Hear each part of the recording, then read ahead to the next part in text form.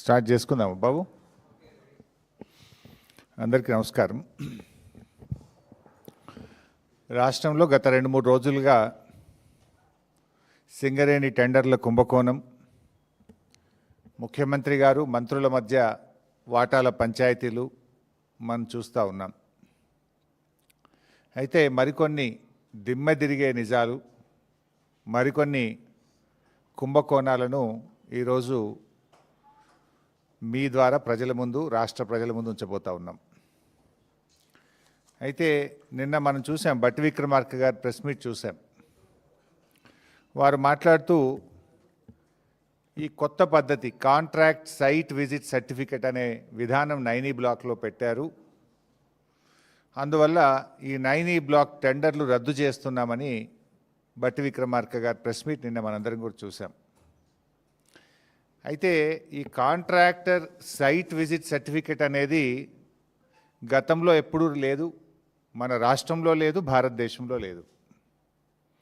మన రాష్ట్రంలో ఈ సింగరేణిలో కాంట్రాక్టర్ సైట్ విజిట్ సర్టిఫికెట్ విధానం బీఆర్ఎస్ హయాంలో కానీ అంతకుముందు కానీ ఈ విధానం లేదు.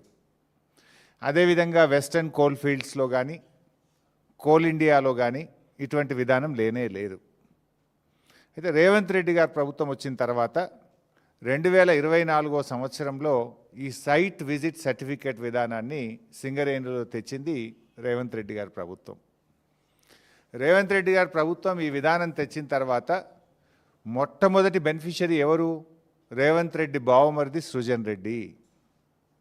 ఆయన కంపెనీ శోధా కన్స్ట్రక్షన్కే ఈ సైట్ విజిట్ సర్టిఫికేట్ వచ్చిన తర్వాత మొదటి టెండర్ దక్కింది.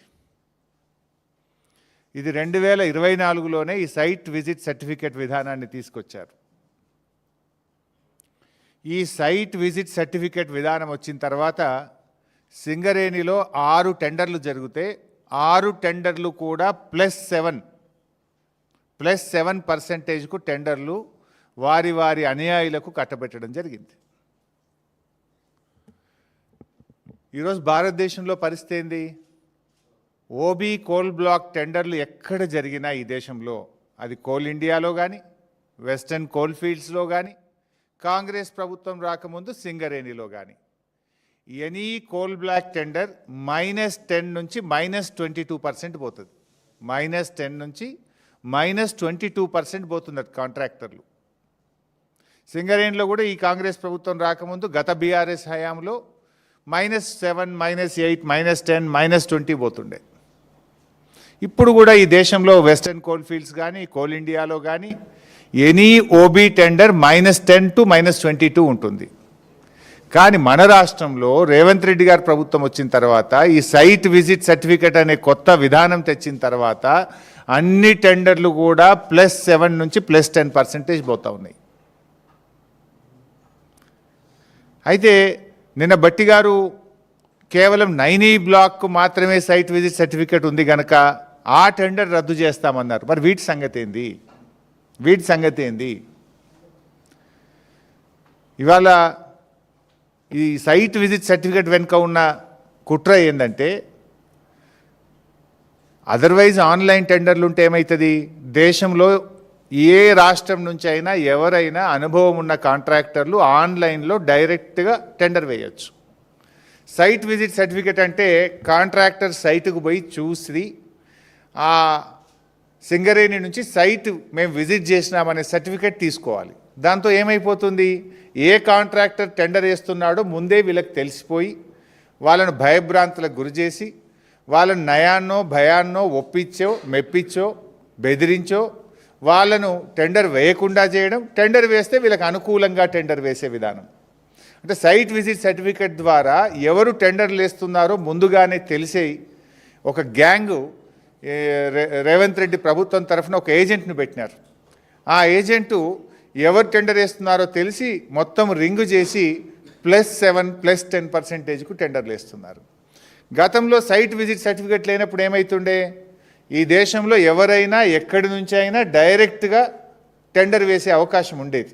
ఇప్పుడు ఆ అవకాశం లేకుండా చేసి ముందుగానే ఎవరు టెండర్ వేస్తున్నారో తెలుసుకొని నయాన్నో భయాన్నో బెదిరించో ఒప్పించో మెప్పించో వాళ్ళని టెండర్ వేయకుండా చేసి తమ అనుయాయులకు ఈ టెండర్లు కట్టబెడతా ఉన్నారు.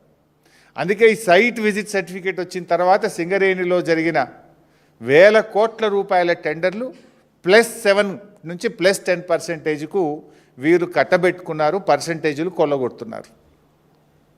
అదే పద్ధతిలో ఈ నైనీ బ్లాక్ చేయబోతే ఏం జరిగింది? వాటాల పంచాయతీ వచ్చి ఇవాళ రోడ్డు మీద పడ్డటువంటి పరిస్థితి మనం చూస్తున్నాం. అయితే ఈ సైట్ విజిట్ సర్టిఫికేట్ మీద దేశవ్యాప్తంగా అనేక కంప్లైంట్స్ వచ్చినాయి. ఇది ఎక్కడిది? వెస్టర్న్ కోల్ఫీల్డ్స్లో లేనిది, కోల్ ఇండియాలో లేనటువంటిది. కోల్ ఇండియా ఈజ్ మదర్ అన్నట్టు వీటన్నిటికీ. అక్కడ లేనటువంటి విధానం ఇక్కడ ఎందుకు పెడతా ఉన్నారు అని అనేక కంప్లైంట్స్ కూడా వచ్చినాయి. సరే, ఇది ఈ విధానం తెచ్చి ఈ రకంగా వీళ్ళు ఏ రకంగా కొల్లగొడుతున్నారో మనం స్పష్టంగా ఈరోజు నేను ఆధారాలు కూడా నా దగ్గర ఉన్నాయి, అన్ని ఆధారాలు కూడా బయట పెడతాను. ఇలా రెండవ కోణం ఉంది. రెండవ కోణం ఏంటంటే, గతంలో ఇదే సింగరేణిలో బీఆర్ఎస్ ప్రభుత్వ హయాంలో టెండర్లు జరిగి -10, -20 ఉన్న టెండర్లు కొన్ని ఉన్నాయి. అవి ఇప్పుడు రద్దు చేసి అదే కాంట్రాక్టర్కు వారి అనుయాయులకు ఇప్పుడు మళ్ళీ రింగ్ చేసి +7%తో టెండర్లు కట్టబెడతా ఉన్నారు. అది చేస్తే ఇప్పుడు -10 +7 అంటే 17% డిఫరెన్స్. గతంలో బీఆర్ఎస్ హయాంలో ఇటువంటి విధానం లేక కాంపిటేటివ్ మెథడ్లో టెండర్లు జరిగినాయి. ఆ టెండర్లను రద్దు చేసి వీళ్ళంతా కూడా కూడబలుక్కొని అదే కాంట్రాక్టర్లకు ఆ కంపెనీ పేరు మీద కాకుండా వాళ్ళ సిస్టమ్ కన్సర్న్ వాళ్ళ అనుయాయులకు ఈరోజు +7 మీద టెండర్లు కట్టబెట్టి కమిషన్లు కొల్లగొడతా ఉన్నారు. ఉదాహరణకు నేను కొన్ని చెప్తాను. ఇప్పుడు గతంలో వెంకటేష్ ఖని అనే టెండర్ బీఆర్ఎస్ హయాంలో మైనస్ టెండర్ ఉండే. ఇప్పుడు వీళ్ళు 2025లో దాన్ని రీటెండర్ చేసి మళ్ళీ ప్లస్లో అప్పగట్టారు. అట్లనే ఎస్ఆర్పి OC2 శ్రీరాంపూర్ గతంలో మైనస్ టెండర్ ఉండే. ఇప్పుడు ఆ మైనస్ టెండర్ను రద్దు చేసి మళ్ళీ టెండర్ నిర్వహించి ప్లస్ టెండర్ కుమ్మక్కి చేసి రింగు చేసి సైట్ విజిట్ సర్టిఫికెట్ పెట్టి వారి అనుయాయులకు కట్టబెట్టే ప్రయత్నం చేస్తున్నారు. అట్లనే ఎస్ఆర్పి OC2 ఎక్స్పాన్షన్ 2025 ఇది టెండర్ ఇప్పటికి 3 సార్లు వాయిదా వేసిండ్రు. ఇది కూడా కట్టబెట్టడానికి ఇంకా డీల్ సెటిల్ కాక వాయిదాలు వేసుకుంటూ ఇప్పుడు వాళ్ళ అనుయాయులకు కట్టబెట్టే ప్రయత్నం చేస్తున్నారు. ఇది గతంలో జరిగిన టెండర్లను రద్దు చేసి తిరిగి తమ అనుయాయులకు రింగ్ చేసి కోట్లాది రూపాయల కమిషన్లు మాట్లాడుకొని టెండర్లు కట్టబెడుతున్నటువంటి పరిస్థితి. ఇంకో మూడవ కోణం ఉంది ఇందులో. గతంలో సింగరేణి ఏం చేసేదంటే డీజిల్ బల్క్గా IOC నుంచి ప్రభుత్వ రంగ సంస్థల నుంచి, ఇది కూడా ఒక కేంద్ర ప్రభుత్వ రంగ రాష్ట్ర ప్రభుత్వ రంగ సబ్సిడరీ సంస్థ, డైరెక్ట్గా డీజిల్ తీసుకొచ్చి కాంట్రాక్టర్లకు డీజిల్ వాళ్ళు సరఫరా చేసి పని మాత్రమే చేయించుకునేవాళ్ళు. కానీ వీళ్ళ కమిషన్ల కోసం, వర్క్ వాల్యూ పెంచడం కోసం, పర్సంటేజీల కోసం ఇప్పుడు ఏం చేసిండ్రు, డీజిల్ను కూడా కాంట్రాక్టర్ ఖాతాలో జమ చేసినారు. అప్పుడు ఏమైంది, 50 కోట్ల పని 100 కోట్లు అవుతుంది, డబుల్ అవుతుంది. పర్సంటేజ్ 50 కోట్ల మీద 10% మాట్లాడుకుంటే 100 కోట్లు డీజిల్ కూడా కలిపితే 100 కోట్ల మీద 10% వస్తుంది కదా. కమిషన్ల కోసం సింగరేణి ఇచ్చేటువంటి డీజిల్ విధానాన్ని రద్దు చేసి దాన్ని కాంట్రాక్టర్ ఖాతాలో జమ జరిపి ఈరోజు పెద్ద ఎత్తున పర్సంటేజీలు కొల్లగొట్టే కొత్త విధానాన్ని కూడా రేవంత్ రెడ్డి ప్రభుత్వం తీసుకొచ్చింది. ఇన్ఫ్యాక్ట్ దీనివల్ల సింగరేణికి బాగా లాస్. ఎప్పుడైనా కాంట్రాక్టర్కి బిల్లు చెల్లించినప్పుడు 18% GST కట్టాల్సి ఉంటుంది. నువ్వు 50 కోట్లు పని చేస్తే 50 కోట్ల మీదనే నీకు GST కట్టాలి. ఇప్పుడు డీజిల్ కూడా కలిపితే ఏమవుతుంది, అది డబుల్ రేట్ అవుతుంది, 100 కోట్లు అవుతుంది 50 కోట్ల పని. ఇప్పుడు 100 కోట్ల మీద GST కడితే సింగరేణి సంస్థకు నష్టం కదా. అంటే ఈ రకంగా సంస్థకు నష్టమైనా సరే మాకు కమిషన్లు పెరగాలి, మాకు కమిషన్లు వస్తే చాలు అని చెప్పి ఈ కొత్త డీజిల్ విధానాన్ని కూడా తీసుకొచ్చి ఇటు సంస్థకు నష్టం చేస్తున్నారు, మరోవైపు వీళ్ళు కమిషన్లు కొల్లగొడుతున్నటువంటి పరిస్థితి. ఇదంతా కూడా ఎవరి కన్సర్న్లో జరుగుతుంది, ముఖ్యమంత్రి గారి దగ్గరి సన్నిహితుడు, ఆయన సమీప బంధువు కనుసన్నల్లోనే ఇదంతా జరుగుతూ ఉంది. ఎవరికి టెండర్ రావాలన్నా, ఎవరికి సైట్ విజిట్ సర్టిఫికెట్ రావాలన్నా ఆయన ఆజ్ఞ లేనిదే సర్టిఫికెట్ రాదు, టెండర్ దక్కదు. ఒక రింగ్ లీడర్, ఒక గ్యాంగ్ లీడర్ని పెట్టినారు. ఒక్కొక్క దానికి ఒక గ్యాంగ్ లీడర్. సింగరేణికి కూడా ఒక గ్యాంగ్ లీడర్ని పెట్టి ఇలా ఆయన కనుసన్నల్లో ఇక్కడ సైట్ విజిట్ సర్టిఫికెట్లు, టెండర్లు దక్కించుకునేటువంటి విధానాన్ని ఇలా ఈ ప్రభుత్వం, రేవంత్ రెడ్డి ప్రభుత్వం తీసుకొచ్చింది. ఇలా నేను ఒకటి అడుగుతా ఉన్నా, చీటికి మాటికి సిట్ అంటున్నావు కదా, చీటికి మాటికి ఎంక్వైరీలు అంటున్నావు కదా, నేను ఇంత ఓపెన్గా ఫ్యాక్ట్స్ బయట పెడుతున్నా. నీకు నిజాయితీ ఉంటే, దమ్ము ఉంటే దీన్ని సిబిఐ విచారణకు ఆదేశించు. అన్ని సాక్ష్యాలతో సహా నేను సిబిఐకి అందించడానికి సిద్ధంగా ఉన్నా. ఇప్పుడు కిషన్ రెడ్డి గారు కోల్ ఇండియా మినిస్టర్. ఇవాళ కేంద్ర ప్రభుత్వంకు సింగరేణిలో 49% వాటా ఉంది. కిషన్ రెడ్డి గారు ఇవాళ రేవంత్ రెడ్డితో బీజేపీకి అక్రమ సంబంధం లేకపోతే, రేవంత్ రెడ్డి బీజేపీల మధ్య చీకటి ఒప్పందం లేకపోతే వెంటనే దీని మీద సిబిఐ విచారణకు ఆదేశించాలని నేను బీజేపీ పార్టీని, కిషన్ రెడ్డి గారిని నేను డిమాండ్ చేస్తూ ఉన్నా.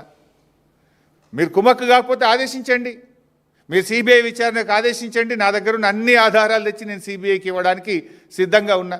నేను చెప్పిన ప్రతి విషయం మీద కూడా నా దగ్గర ఆధారం ఉంది. అందుకే ఇవాళ మీరు ఇంకోటి గమనిస్తే 2 సంవత్సరాల నుంచి సింగరేణికి ఒక పర్మనెంట్ సిఎండి లేడు. వీళ్ళ అడుగులకు మడుగులొత్తే విధంగా, వీళ్ళ అరాచకాలను చేసుకునే విధంగా ఇన్ఛార్జ్ ఎండీలను పెట్టి అడ్డగోలు వ్యవహారాలు ఇవాళ సింగరేణిలో నడిపిస్తూ ఉన్నారు. జనరల్గా సింగరేణికి ఒక సీనియర్ మోస్ట్ ఐఏఎస్ అధికారిని, ఒక స్పెషల్ చీఫ్ సెక్రటరీ ర్యాంక్, ఒక ప్రిన్సిపల్ సెక్రటరీ ర్యాంక్లో ఉండే సీనియర్ అధికారులను సింగరేణి సీఎండీగా పెడుతూ ఉంటారు. కానీ ఈ ప్రభుత్వం వచ్చిన 2 ఏళ్ల నుంచి సింగరేణికి రెగ్యులర్ సీఎండీఏ లేడు, ఒక రెగ్యులర్ జేఎండీ లేడు, రెగ్యులర్ డైరెక్టర్లు లేరు. ఇన్ఛార్జీలను పెట్టి ఈ అడ్డగోలు వ్యవహారాలకు తెరలేపినారు. తమ యొక్క అడ్డగోలు వ్యవహారాలు, తమ పర్సంటేజీలు, తమ చీకటి ఒప్పందాలు, కాంట్రాక్టర్లు దక్కించుకోవడానికి వీళ్ళు ఇన్ఛార్జీల పాలన కొనసాగిస్తూ ఇదంతా కూడా చేస్తూ ఉన్నారు. ఎందుకు లేరని నేను అడుగుతా ఉన్నా.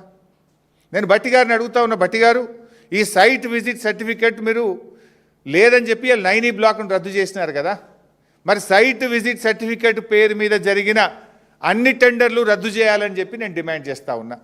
దీని మీద వెంటనే సిబిఐ విచారణ ఆదేశించాలని నేను డిమాండ్ చేస్తూ ఉన్నా. ఈ సైట్ విజిట్ సర్టిఫికేట్ విధానాన్ని సింగరేణిలో శాశ్వతంగా రద్దు చేయాలని చెప్పి నేను డిమాండ్ చేస్తూ ఉన్నా. ఈ డీజిల్ విధానం తెచ్చి కమిషన్లు కొల్లగొట్టే ఈ కొత్త విధానాన్ని రద్దు చేయాలని మేము డిమాండ్ చేస్తూ ఉన్నాం.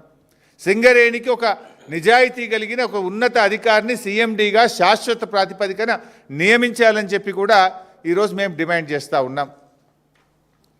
మరి అదేవిధంగా నేను గతంలో కూడా ఒకసారి చెప్పిన, ఈ సింగరేణి సంగతి ఏమో ఇట్లా ఉన్నది. గతంలో ఈ క్యాబినెట్ ఒక దండుపాలెం మూట అని చెప్పి నేను ఆరోపిస్తే నా మీద ఈ మంత్రులంతా కూడా విరుచుకపడ్డారు నా మీద. ఇప్పుడు నేను అడుగుతున్నా, మీ దండుపాలెం మూట కాకపోతే ఏంది? మీరే బయటపడుతున్నారు కదా, తన్నుక సస్తున్నారు కదా. ఇప్పుడు ఈ 9E బ్లాక్ టెండర్లలో ముఖ్యమంత్రి వర్సెస్ భట్టి గారు వర్సెస్ కోమటిరెడ్డి కదా, ముగ్గురు దన్నుకుంటేనే కదా ఇదంతా విషయం బయటకు వచ్చింది. ఇలా బొగ్గు టెండర్లలో, సింగరేణి టెండర్లలో రేవంత్ రెడ్డి గారు వర్సెస్ భట్టి గారు వర్సెస్ కోమటిరెడ్డి గారు. నాకు దక్కాలంటే నాకు దక్కాలి, నా మనుషులకు దక్కాలంటే నా మనుషులకు దక్కాలని ముగ్గురు మధ్య వాటాల పంచాయతీ కాకపోతే ఏంది ఇది?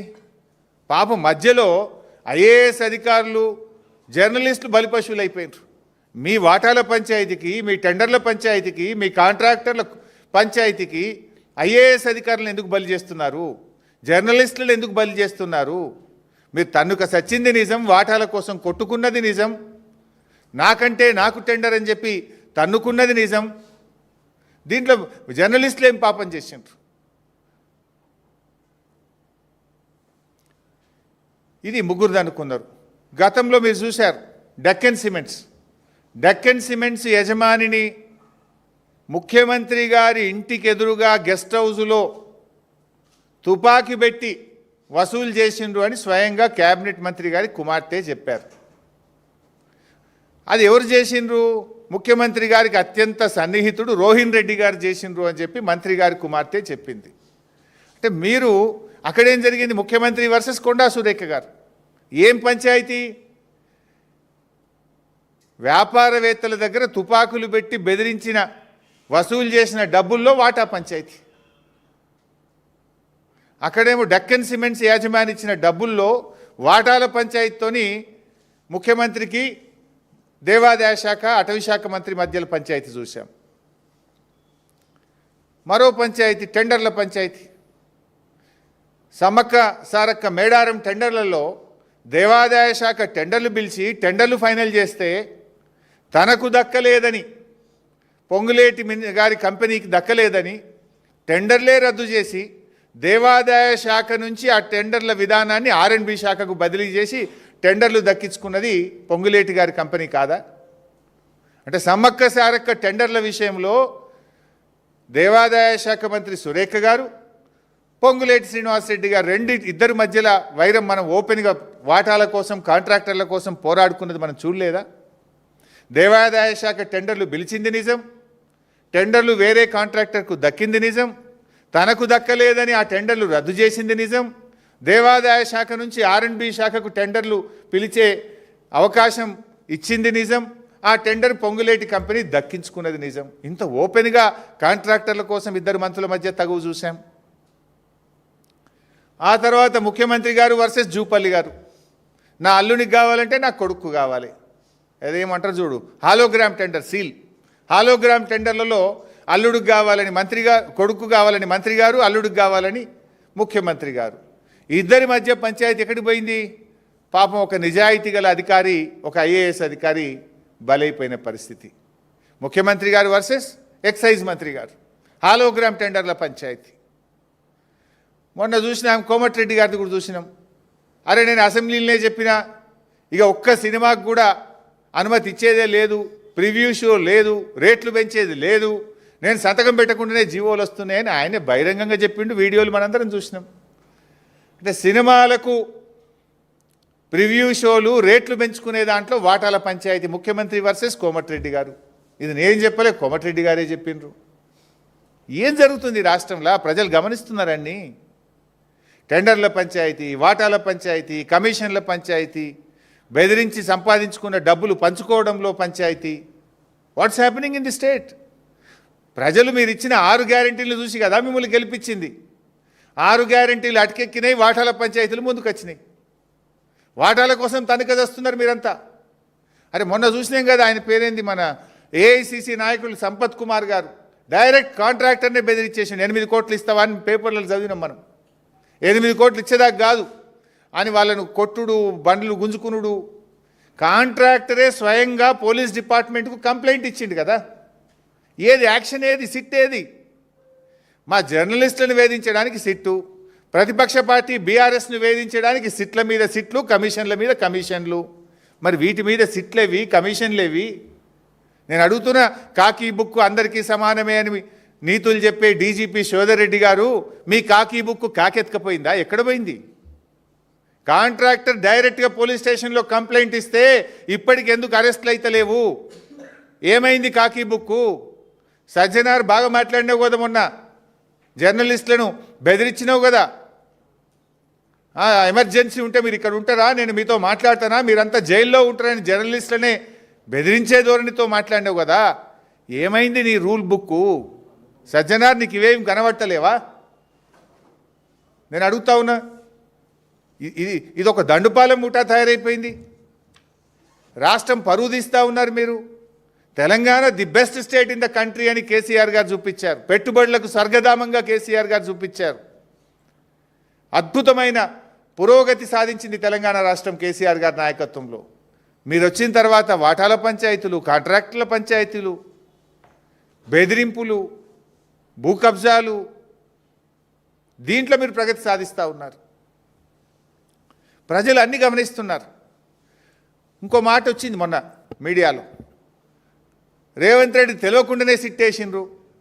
అంటే రేవంత్ రెడ్డే హోమ్ మినిస్టరు, రేవంత్ రెడ్డే ముఖ్యమంత్రి, రేవంత్ రెడ్డి తెలియకుండా సిట్టు పడుతుందా? ఎట్లొచ్చింది ఆ సిట్టు? ఒకవేళ రేవంత్ రెడ్డి తెలియకుండా సిట్టే వస్తే ముఖ్యమంత్రిగా యు ఆర్ ఫెయిల్. ముఖ్యమంత్రిగా నువ్వు ఫెయిల్. నీకు పాలన మీద పట్టు లేదు, నీకు పరిపాలన మీద పట్టు తప్పింది. నువ్వు ముఖ్యమంత్రిగా పనికిరావు ఆ కుర్చీకి. నీకు తెలియకుండా సిట్ వచ్చింది నిజమే అయితే నువ్వు ముఖ్యమంత్రిగా కుర్చీకి పనికిరావు. You are failed to administer the state. మీరేమన్నా సర్కార్ నడుపుతున్నారా, సర్కస్ నడుపుతున్నారా? ముఖ్యమంత్రి తెలియకుండానే సిట్ వస్తుందా?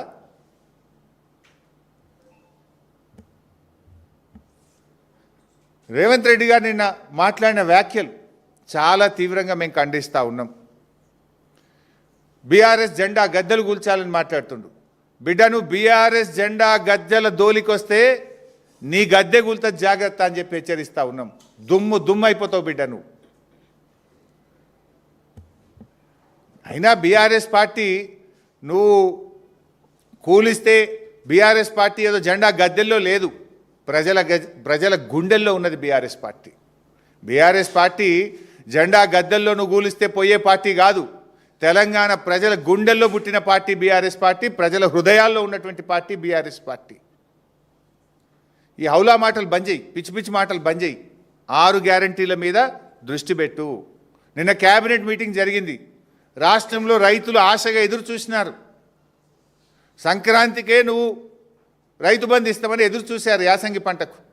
సరే సంక్రాంతికి ఇయ్యలేదు, నిన్న క్యాబినెట్ మీటింగ్లోనైనా రైతు బంధు ఇస్తావేమోనని ఎదురు చూసిన రైతులకు నిరాశ మిగిలింది. అరేగా ఎరువుల కొరత ఉంది, దాని మీద ఏమైనా క్యాబినెట్ మాట్లాడుతుందేమో అనుకున్నాం. రైతు బంధు గురించి ఒక ప్రకటన వస్తుందని ఎంతో ఆశగా ఎదురు చూశారు రైతులు. కానీ మేడారంలో జరిగిన క్యాబినెట్ మీటింగ్లో రైతు బంధు ఊసే లేదు, ఎరువుల కొరత గురించి చర్చే లేదు, పిల్లల ఫీజు రియంబర్స్మెంట్ గురించి ఇలా 20 లక్షల మంది పిల్లల జీవితాలతో ఆడుకుంటున్నాడు. నేను క్యాబినెట్ మీటింగ్లో గా పిల్లల ఫీజు రియంబర్స్మెంట్ గురించి ఒక చర్చ తీసుకుంటారేమో, నిర్ణయం తీసుకుంటారేమో అని ఎదురు చూసిన 20 లక్షల ఎస్సీ ఎస్టీ బీసీ పిల్లలకు నిరాశ మిగిల్చినావు కదా నువ్వు. అయినా ఎన్టీఆర్ గురించి నువ్వు మాట్లాడుతున్నావు. అసలు ఎన్టీఆర్ గారు ఆ పార్టీ ఎప్పుడు పుట్టిందండి? రాహుల్ గాంధీ మన ముఖ్యమంత్రి అంజయ్ గారిని రాజీవ్ గాంధీ గారు మన ముఖ్యమంత్రి అంజయ్ గారిని అవమానిస్తే కదా తెలుగువారి ఆత్మగౌరవ నినాదంతో పుట్టింది ఆనాడు తెలుగుదేశం పార్టీ. ఇదే కాంగ్రెస్ పార్టీ ప్రధానమంత్రి రాజీవ్ గాంధీ గారు మన ముఖ్యమంత్రి అంజయ్ గారిని అవమానిస్తే ఆ రోజు తెలుగుదేశం పార్టీ పుట్టింది. తెలుగుదేశం పుట్టుకనే కాంగ్రెస్ వ్యతిరేకంగా. ఎన్టీఆర్ గారు ఆనాడు కాంగ్రెస్ పార్టీకి వ్యతిరేకంగా జాతీయ స్థాయిలో నేషనల్ ఫ్రంట్ నెలకొల్పిండు కదా. కాంగ్రెస్ భూస్థాపితమే నా లక్ష్యమని ఎన్టీఆర్ గారు ప్రతినబూనిండు కదా. నిజంగా కాంగ్రెస్ భూస్థాపితమైతే ఎన్టీఆర్ గారి ఆత్మశాంతి చేకూరుతుంది. నీకు అంత ప్రేమ ఉంటే పోయి తెలుగుదేశంలో ఉండేవి ఎందుకు కాంగ్రెస్లోకి వచ్చినావు? నువ్వు ద్రోహివి నిజంగా చెప్పాలంటే. ఇవాళ తెలుగుదేశం నుంచి బయటకు వచ్చి నువ్వు ద్రోహం చేసినావు కాంగ్రెస్ తెలుగుదేశానికి. ఇవాళ నువ్వు ఎన్టీఆర్ గురించి మాట్లాడే అర్హత ఉందా? ఎన్టీఆర్ జీవితం అంతా కాంగ్రెస్ వ్యతిరేకంగా పోరాడిండు. గల్లీ నుంచి ఢిల్లీ దాకా కాంగ్రెస్ వ్యతిరేకంగా పోరాడిండు. ఆ ఎన్టీఆర్ గారు ఎప్పుడు ఆత్మశాంతి చేకూరుతుందంటే కాంగ్రెస్ ఈ రాష్ట్రంలో భూస్థాపితమైతే ఎన్టీఆర్ గారి మనశ్శాంతి జరుగుతుంది. సో ఇప్పటికైనా నువ్వు ఏది పడుతుంది, ఎక్కడ పోతే ఏ రోడ్డు కాడ ఖమ్మంలో పోతే ఏదో 4 ఓట్లు వస్తాయని చెప్పి తెలుగుదేశం జెండాలతో నువ్వు మీటింగ్లో మాట్లాడుతున్నావు. ఇలా అసలు నువ్వు ఉన్నది కాంగ్రెస్లా, తెలుగుదేశం ఎవరితో ఉన్నది? ఈరోజు కేంద్రంలో బీజేపీ ప్రభుత్వంతో ఉన్నది తెలుగుదేశం పార్టీ. మరి కాంగ్రెస్ దేశం మొత్తం బీజేపీకి వ్యతిరేకంగా పోరాడుతుంది. నువ్వు ఎవరితో కలిసి పనిచేస్తున్నావు? BJP TDP is one. ఇలా కేంద్రంలో అధికారం పంచుకుంటున్నారు, రాష్ట్రంలో బీజేపీ టీడీపీ అధికారం పంచుకుంటున్నారు. ఆ టీడీపీతో నువ్వు అంటగాగడం అంటే బీజేపీతో అంటగాగడమే కదా, బీజేపీతో నువ్వు సంబంధం పెట్టుకోవడమే కదా. అంటే నువ్వు ఏ రకంగా మాట్లాడుతున్నావు? అసలు నువ్వు తెలుగుదేశంను పోరాడిందే కాంగ్రెస్ వ్యతిరేకంగా, ఆ తెలుగుదేశం గురించి మాట్లాడుతావు. ఆ తెలుగుదేశం ఈరోజు బీజేపీతో అంటగాగుతున్నది. మరి ఆ బీజేపీతో నువ్వు ఇలా అక్రమ సంబంధం పెట్టుకునే విధంగా అక్రమంగా అన్యాయంగా నువ్వు మాట్లాడుతున్నటువంటి పరిస్థితి. ఇలా సిచ్యువేషన్ ఎట్లయిపోయిందంటే రాష్ట్రంలో ఈ అవుట్సోర్సింగ్ కాంగ్రెస్ అవుట్సోర్సింగ్ సీఎంకు అసలైన కాంగ్రెస్ వాదుల మధ్య ఇలా పచ్చగడ్డి వేస్తే బగ్గుమనేటువంటి పరిస్థితి ఏర్పడ్డది. పాలించమని ప్రజలు అవకాశం ఇస్తే దోపిడీ సొమ్ము కోసం ఇవాళ కొట్టుకుంటా ఉన్నారు. ఇవాళ ప్రజలను, ఈ రాష్ట్రాన్ని, పాలనను గాలికి వదిలేసినటువంటి పరిస్థితి ఉంది. సో మళ్ళీ మేము ఫైనల్గా డిమాండ్ చేసేది ఒక్కటే, భట్టి గారు 9 టెండర్లు రద్దు చేశారు, సంతోషం. మరి ఏ విధానం కోసం మీరు రద్దు చేశారు? సైట్ విజిట్ సర్టిఫికెట్ అనే విధానం తప్పు అనే దాని మీద మీరు రద్దు చేసిండ్రు. ఆ విధానంతో ఇప్పటికీ 6 టెండర్లు జరిగినాయి, 6 కూడా ప్లస్ టెండర్లు అయినాయి. అన్ని టెండర్లు రద్దు చేయండి, సైట్ విజిట్ సర్టిఫికెట్ను రద్దు చేయండి, మొత్తం వ్యవహారం మీద వెంటనే సిబిఐ విచారణకు ఆదేశించాలని నేను కేంద్ర మంత్రి కిషన్ రెడ్డి గారిని డిమాండ్ చేస్తూ ఉన్నాను. Thank you.